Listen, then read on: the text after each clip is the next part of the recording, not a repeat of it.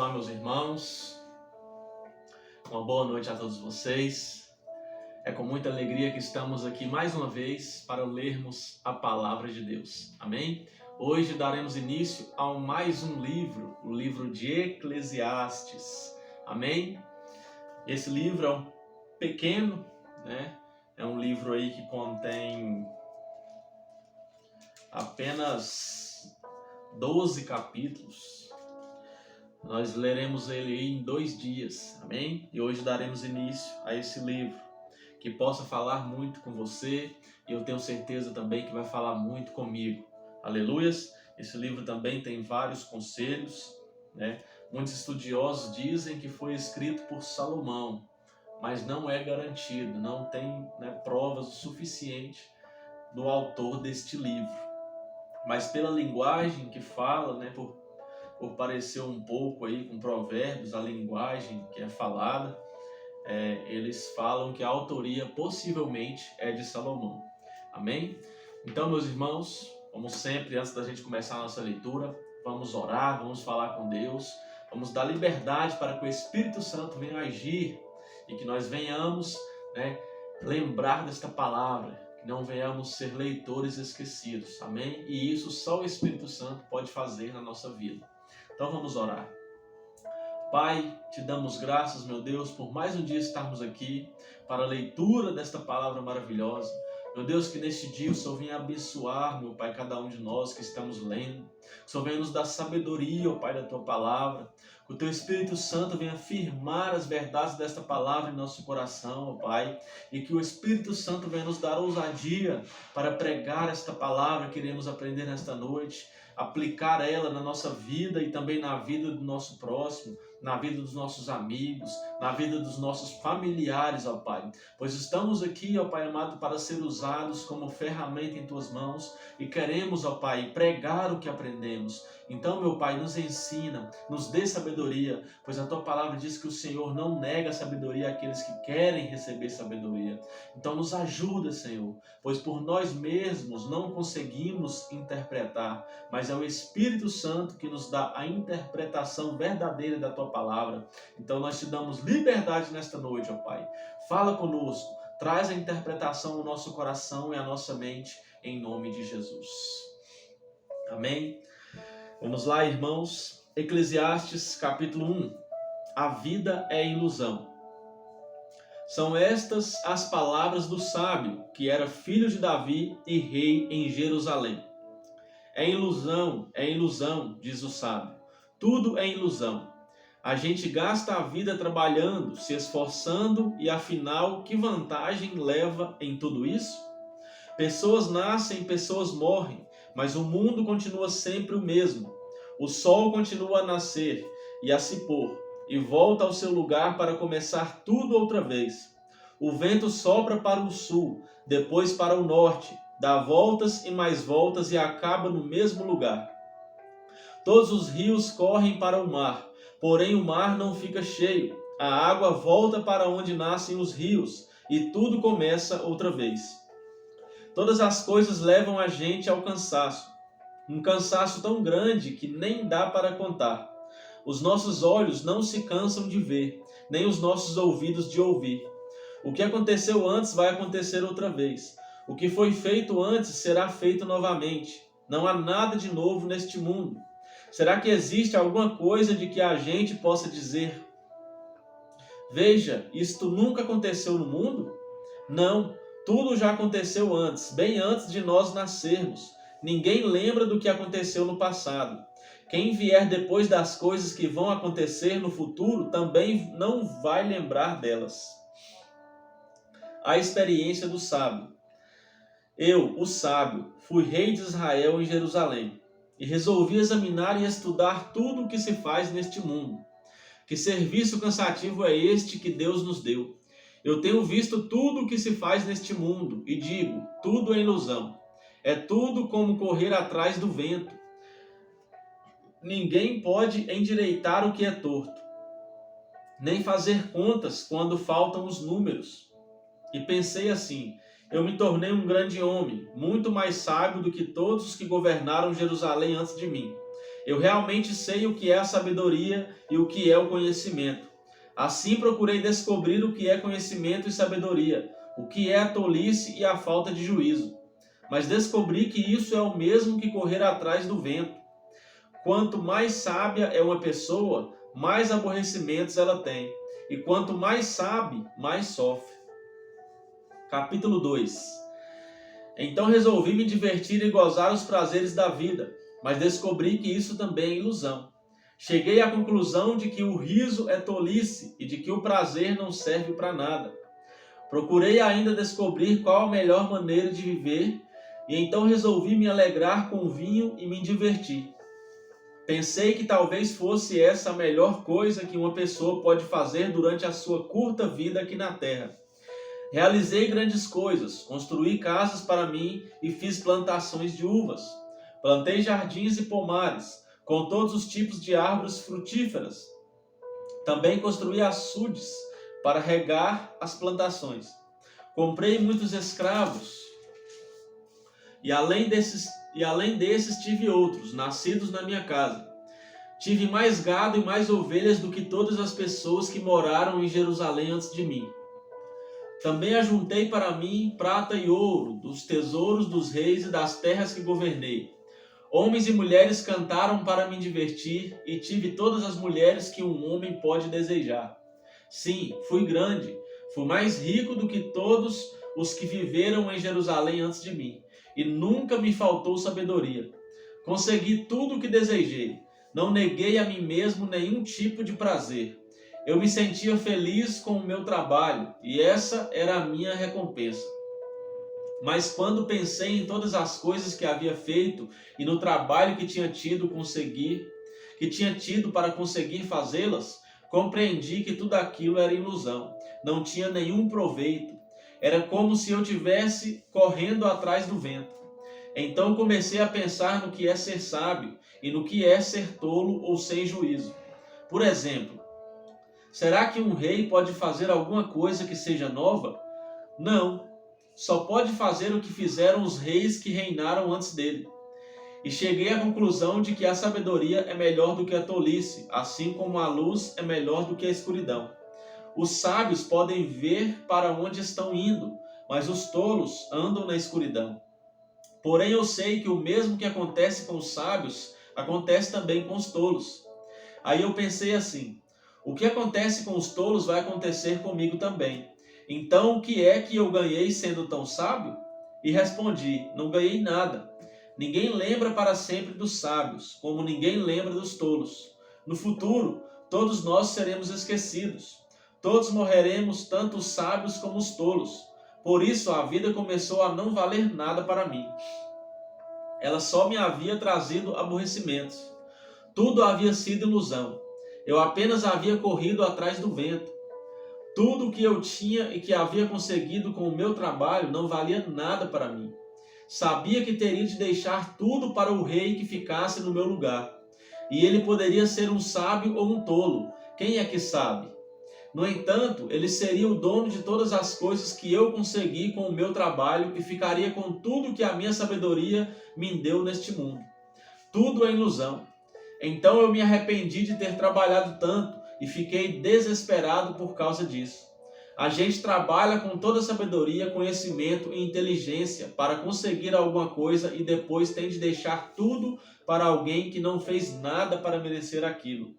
Isso também é ilusão e não está certo. Olha aqui, irmãos, o conselho que ele está dando. Muitas das vezes a gente trabalha, a gente tem uma vida de trabalho, esquece de Deus, deixa Deus de lado e trabalha para dar a vida, a nossos filhos, dar a vida aí a quem vai ficar. E a gente vai sem conhecer Deus. Ou então a gente vai até conhece Deus, mas deixa Deus de lado para trabalhar e dar uma vida terrena melhor para a nossa família. E muitas das vezes é igual ele está falando aqui. A gente vai e fica tudo aqui na terra para quem não fez nada, para quem não trabalhou.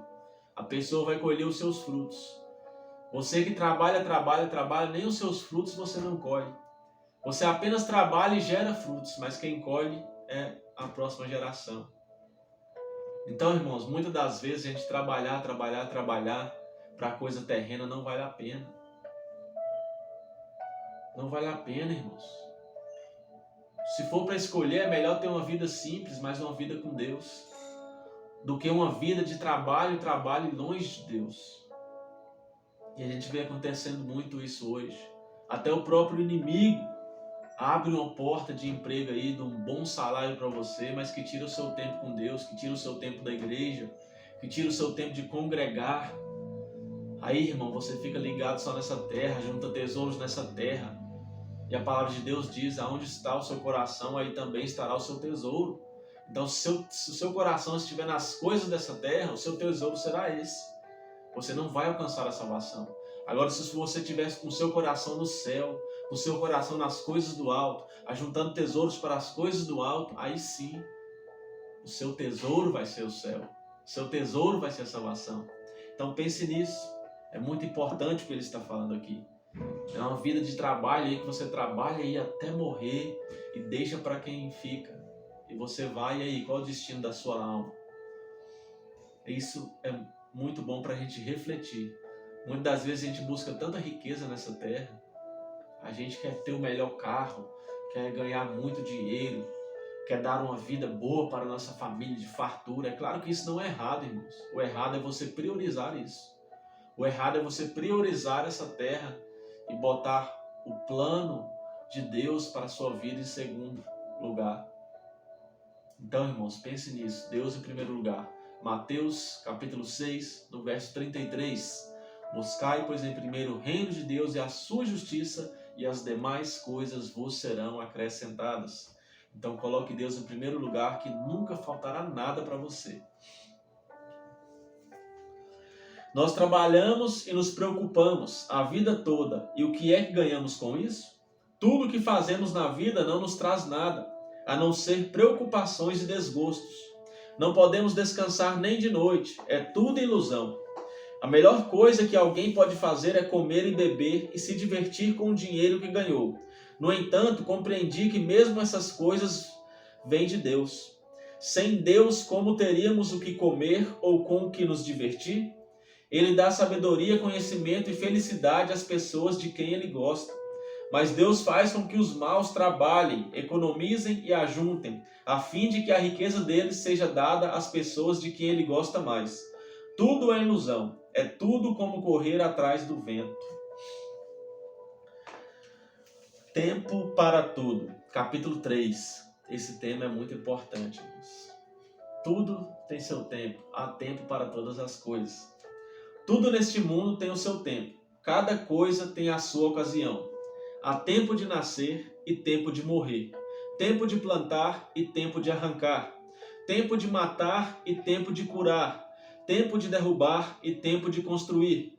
Há tempo de ficar triste e tempo de se alegrar, tempo de chorar e tempo de dançar, tempo de espalhar pedras e tempo de ajuntá-las, tempo de abraçar e tempo de afastar. Há tempo de procurar e tempo de perder, tempo de economizar e tempo de desperdiçar, tempo de rasgar e tempo de remendar, tempo de ficar calado e tempo de falar. Há tempo de amar e tempo de odiar, tempo de guerra e tempo de paz. O que é que a pessoa ganha com todo o seu trabalho? Eu tenho visto todo o trabalho que Deus dá às pessoas para que fiquem ocupadas. Deus marcou o tempo certo para cada coisa. Ele nos deu o desejo de entender as coisas que já aconteceram e as que ainda vão acontecer, porém não nos deixa compreender completamente o que Ele faz. Então entendi que nesta vida tudo o que a pessoa pode fazer é procurar ser feliz e viver o melhor que puder. Todos nós devemos comer e beber e aproveitar bem aquilo que ganhamos com o nosso trabalho. Isso é um presente de Deus. Eu sei que tudo o que Deus faz dura para sempre. Não podemos acrescentar nada nem tirar nada. E uma coisa que Deus faz é levar as pessoas a temê-lo. Tudo o que acontece ou que pode acontecer já aconteceu antes. Deus faz com que uma coisa que acontece torne a acontecer. A injustiça no mundo. Neste mundo eu também reparei o seguinte: No lugar onde deviam estar a justiça e o direito, o que a gente encontra é a maldade. Então pensei assim: Deus julgará tanto os bons como os maus, porque tudo o que se passa neste mundo, tudo o que a gente faz, acontece na hora que tem de acontecer. Aí cheguei à conclusão de que Deus está pondo as pessoas à prova, para que elas vejam que não são melhores do que os animais. No fim das contas, o mesmo que acontece com as pessoas acontece com os animais. Tanto as pessoas como os animais morrem. O ser humano não leva nenhuma vantagem sobre o animal, pois os dois têm de respirar para viver. Como se vê, tudo é ilusão, pois tanto um como o outro irão para o mesmo lugar, isto é, o pó da terra. Tanto um como o outro vieram de lá e voltarão para lá. Como é que alguém pode ter a certeza de que o sopro de vida do ser humano vai para cima e que o sopro de vida do animal desce para a terra? Assim eu compreendi que não há nada melhor do que a gente ter prazer no trabalho. Esta é a nossa recompensa, pois como é que podemos saber o que vai acontecer depois da nossa morte? Capítulo 4. Então olhei de novo para toda a injustiça que existe neste mundo. Vi muitos sendo explorados e maltratados. Eles choravam, mas ninguém os ajudava. Ninguém os ajudava porque os seus perseguidores tinham o poder do seu lado. Por isso, cheguei a esta conclusão. Aqueles que morreram são mais felizes do que os que continuam vivos. Porém, mais felizes do que todos são aqueles que ainda não nasceram e que ainda não viram as injustiças que há neste mundo. Também descobri por que as pessoas se esforçam tanto para ter sucesso no seu trabalho. É porque elas querem ser mais do que os outros. Mas tudo é ilusão. É tudo como correr atrás do vento. Dizem que só mesmo um louco chegaria ao ponto de cruzar os braços e passar fome até morrer. Pode ser, mas é melhor ter pouco numa das mãos com paz de espírito do que estar sempre com as duas mãos cheias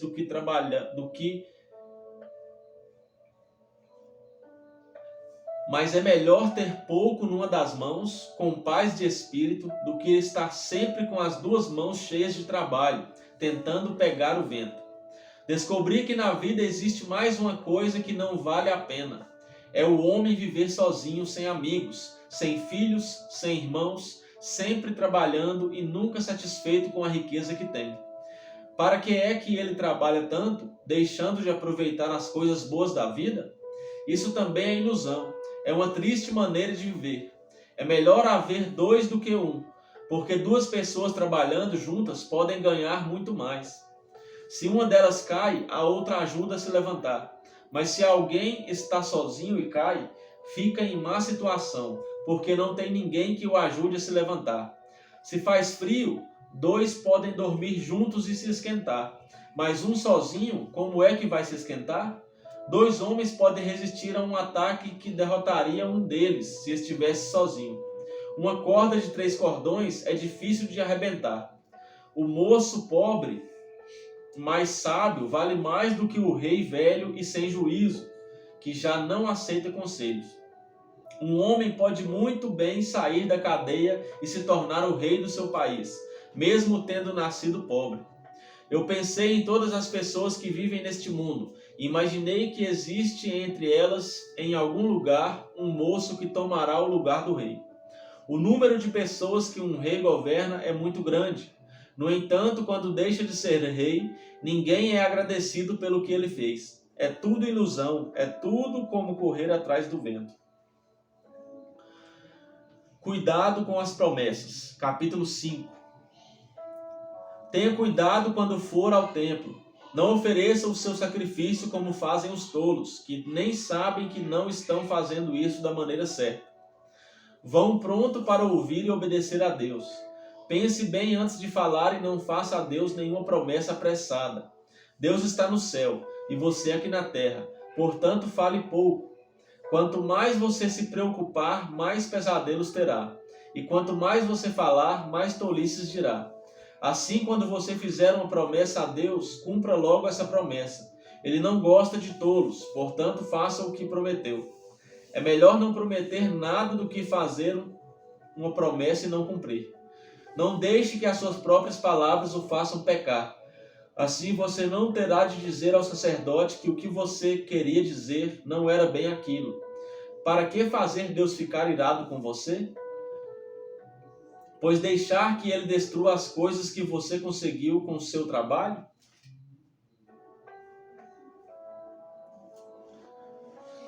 Mesmo nos seus muitos sonhos, em todas as suas ilusões e em tudo o que disser, você deve temer a Deus.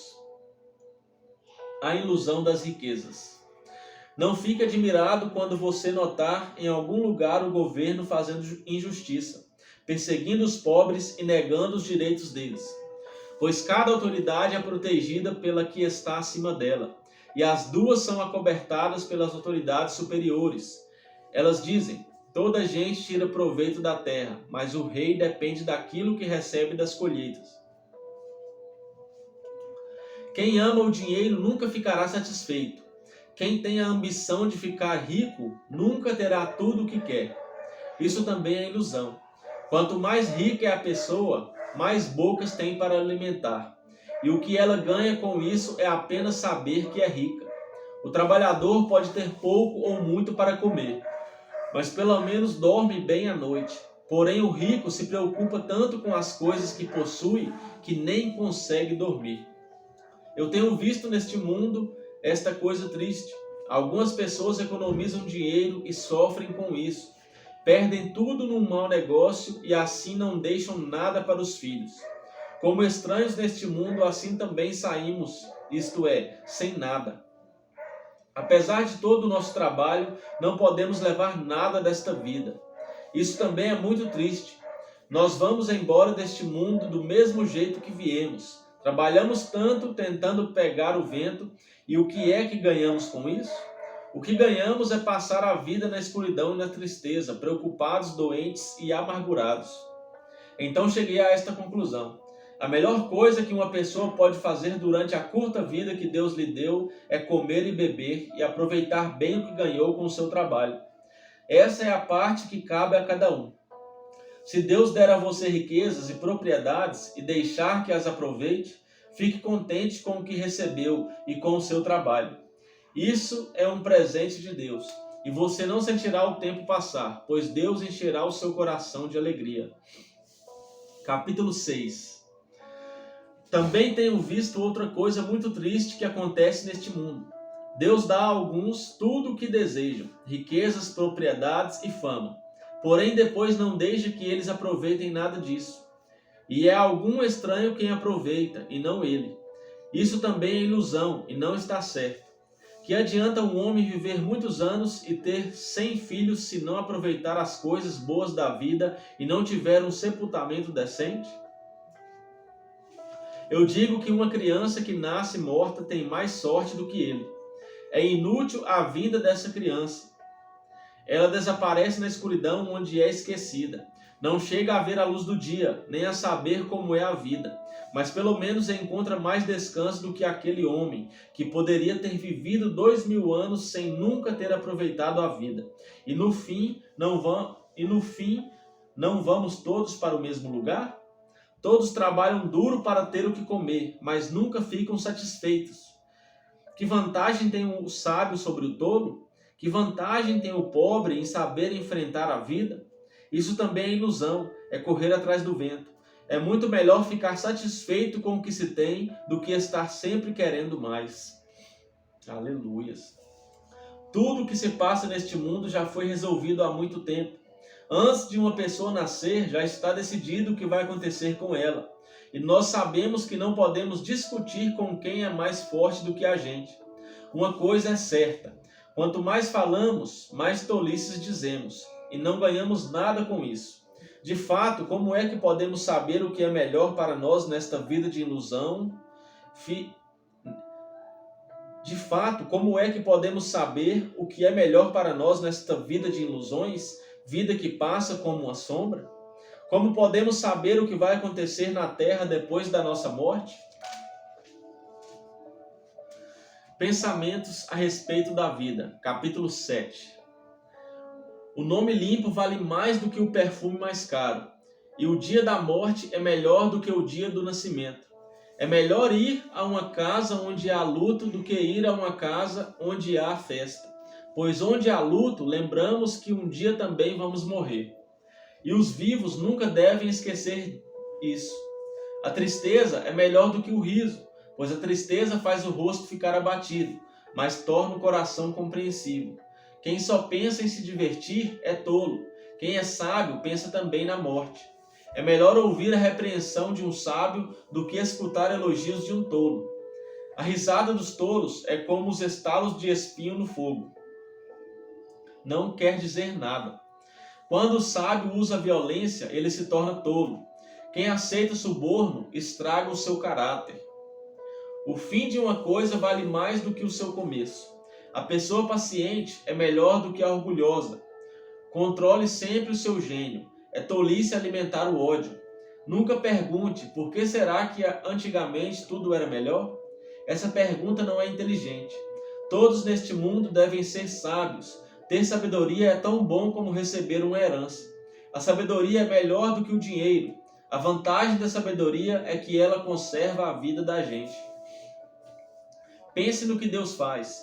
Quem pode endireitar o que ele fez torto? Quando as coisas correm bem, fiquem contentes. Quando as dificuldades chegarem, lembre disto. É Deus quem manda tanto a felicidade como as dificuldades. E a gente nunca sabe o que vai acontecer amanhã. A minha vida tem sido uma ilusão, mas nela eu tenho visto de tudo. Há pessoas boas que morrem e há pessoas más que continuam a viver a sua vida errada. Por isso, não seja bom demais, nem sábio demais, porque você iria se destruir? Mas também não seja mal demais, nem tolo demais, porque você iria morrer antes do tempo? Evite tanto uma coisa como a outra. Se você temer a Deus, terá sucesso em tudo. Aleluias. A sabedoria pode fazer mais por uma pessoa do que 10 prefeitos juntos podem fazer por uma cidade. Não existe no mundo ninguém que faça sempre o que é direito e que nunca erre. Não fique escutando tudo o que os outros dizem, pois poderá ouvir o seu empregado falar mal de você. E você sabe muito bem que muitas vezes você mesmo tem falado mal dos outros. Eu usei a minha sabedoria para examinar tudo isso. Estava resolvido a ser sábio, mas não conseguia alcançar a sabedoria. Como é que alguém pode descobrir o sentido das coisas que acontecem? Isso é profundo demais para nós e muito difícil de entender. Mas eu resolvi estudar e conhecer as coisas. Estava decidido a encontrar a sabedoria e a achar as respostas para as minhas perguntas. Queria saber por que a maldade e a falta de juízo são loucura. Eu encontrei uma coisa que é mais amarga do que a morte. Um certo tipo de mulher. O amor que ela oferece é uma armadilha ou uma rede para pegar você. Os seus braços são correntes para prendê-lo. O homem que agrada a Deus consegue fugir dela, mas o pecador não. Eu descobri isso há pouco tempo, quando procurava respostas para as minhas perguntas. Procurei outras respostas, mas não encontrei nenhuma. Entre 1000 homens encontrei um que eu poderia respeitar, mas entre as mulheres não achei nenhuma. Tudo o que aprendi se resume nisto. Deus nos fez simples e direitos, mas nós complicamos tudo. Aleluia, irmãos. Olha aí como vamos acabar a leitura de hoje. Deus nos fez simples e direitos, mas nós complicamos tudo. Deus é simples, irmãos. Deus fala conosco na simplicidade. Jesus nos ensinou isso. Jesus foi uma pessoa simples nessa terra. E é nós que dificultamos as coisas. Deus às vezes fala com a gente, com a simplicidade. E às vezes a gente acha que Deus fala, a gente escuta um relâmpago. Para Deus falar conosco, a gente tem que escutar uma voz. Um relâmpago tem que descer na terra, um trovão tem que cair. Não, irmãos. Deus fala conosco na simplicidade. Você que ora, que jejua, que lê a palavra, o Espírito Santo está a todo momento falando com você. E isso é Deus falando com você, irmãos. Às vezes aquela ideia que está ali, vai para a igreja, prega para este homem, ajuda fulano, ajuda Beltrano. Isso não vem de você, irmãos, isso vem de Deus, é Deus falando com você. Porque quem é salvo, quem é justificado por Cristo, quem recebeu Cristo como único Salvador, esse está ligado com Deus diariamente. Esse está ligado com Deus através de Jesus. E o Espírito Santo a todo tempo falando conosco, falando da nossa mente. A todo tempo a gente está ligado com Deus. Aleluias. E Deus falando conosco a todo tempo, irmãos. É claro que pode acontecer o sobrenatural, é claro que Deus pode falar. Eu já vivi um sobrenatural com Deus. Eu já vivi experiências sobrenaturais. Mas a maioria das vezes, Deus fala conosco na simplicidade. É através da palavra, é através de uma voz que vem na sua cabeça. Essa voz não é sua consciência não, irmão. Essa voz aí na sua cabeça é o Espírito Santo. E aí, o que essa voz tem te incomodado? O que essa voz na sua cabeça tem te falado para fazer? Essa voz na sua mente, no seu coração tem te falado para congregar? Essa voz na sua mente tem te falado para afastar do pecado? Essa voz na sua mente tem te falado para orar mais, para se dedicar mais ao Senhor, para jejuar mais, para ler mais a palavra? O que essa voz tem te incomodado? Você tem se entregado a essa voz? E aí, meu irmão, isso não vem de você. Isso é Deus falando com você através do Espírito Santo. E é isso que você tem que entender, irmãos. Por isso a importância do jejum. O jejum não muda Deus, o jejum muda a gente. O jejum torna os nossos ouvidos mais sensíveis à voz do Espírito Santo. Aí, irmãos, é sucesso. Aí, quando a gente está sensível à voz do Espírito Santo, a gente faz grandes coisas através de Jesus. Pois é no nome dele que fazemos todas as coisas. Então, irmãos, estejam firmes, ouvindo a voz de Deus. É simplicidade. Igual aqui, ó. Eclesiastes capítulo 7, verso 29. Tudo o que aprendi se resume nisto. Deus nos fez simples e direitos, mas nós complicamos tudo. Então é isso, irmãos. Essa é a palavra para você nesta noite. Deus é simples. Nós que complicamos as coisas. Aleluias. Então ouça a voz do Espírito Santo, a voz que brada na sua mente e no seu coração. Um forte abraço. Até amanhã, se assim Deus nos permitir. Que o Espírito Santo sempre faça morada no coração de cada um de vocês. Até mais.